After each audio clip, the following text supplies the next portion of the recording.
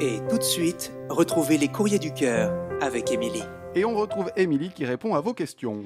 Bonjour, j'espère que vous avez tous été très gentils avec vos mamans ce week-end, que vous les avez gâtées, que vous leur avez dit à quel point vous les aimiez et que vous êtes mis en quatre pour qu'elles passent une super journée. Bah oui, il faut quand même admettre que nos mamans, c'est un peu des super-héros en puissance. Là, je suis sûre que toutes les mamans qui m'écoutent, elles sont en train de hocher la tête.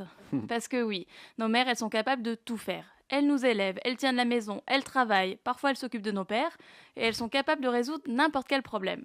Alors ouais, elles veulent bien qu'on les célèbre un jour dans l'année et qu'on en profite pour leur dire qu'on les aime très fort.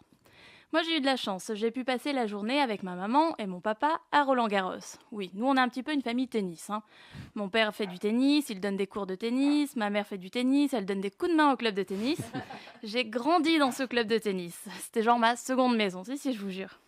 Mais bon, c'était génial, j'en ai des super souvenirs, même si moi je dois être un petit peu la bête noire parce que j'ai préféré me tourner vers la gym et que c'est le club de gym qui est devenu ma seconde maison. Voilà, petite anecdote passée, je vais m'attaquer aujourd'hui à un sujet un petit peu délicat puisque Morgane m'a écrit pour me parler de son chéri. Elle l'aime, elle sait que lui aussi il l'aime, sauf qu'il passe son temps à la dévaloriser. Et c'est là que ça fait mal. Dans la vie, surtout dans nos relations amoureuses, on a besoin de se sentir soutenu, de se sentir admiré, de se sentir aimé. Et toutes ces choses, elles vont les unes avec les autres. Elles ne sont pas vraiment dissociables. Alors, évidemment, on peut mettre ça sur le compte du manque de confiance en soi. Peut-être qu'il ne réussit pas comme il voudrait dans la vie, que toi, Morgane, tu réussis beaucoup plus que lui, et donc il ressent le besoin de te dévaloriser pour te donner un petit peu plus de valeur.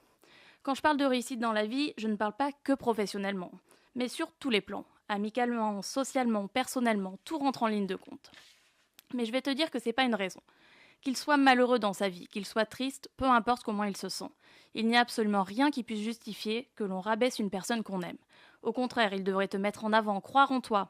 Quelqu'un qui te dévalorise, c'est pas vraiment quelqu'un qui t'aime. On n'est pas censé faire ça aux gens qu'on aime.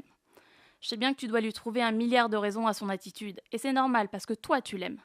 Mais tu dois savoir ce que toi tu vaux, et je suis sûre que tu vaux beaucoup plus que ça. Tu vaux qu'on te mette sur un piédestal, qu'on te traite comme une reine, parce que c'est ce que tout le monde mérite d'être dans le cœur de l'autre. Le conseil que je vais te donner, c'est de ne pas te laisser faire. Réponds-lui, dis-lui que te traiter comme de la merde, c'est pas du tout une preuve d'amour. Bon, je sais, c'est super dur à dire, t'es pas obligé de le faire, avec ces mots-là bien sûr, mais ne le laisse pas te faire te sentir minable, tu ne l'es pas. Et s'il arrive à te le faire croire, c'est que lui, il l'est. Crois en toi, lève-toi et avance, avec ou sans lui. C'est ça mon conseil. Et mon deuxième conseil, c'est de se retrouver la semaine prochaine pour des nouveaux courriers du cœur. Merci Émilie, et pour lui écrire, c'est sur emily.pantouflexplosive@gmail.com.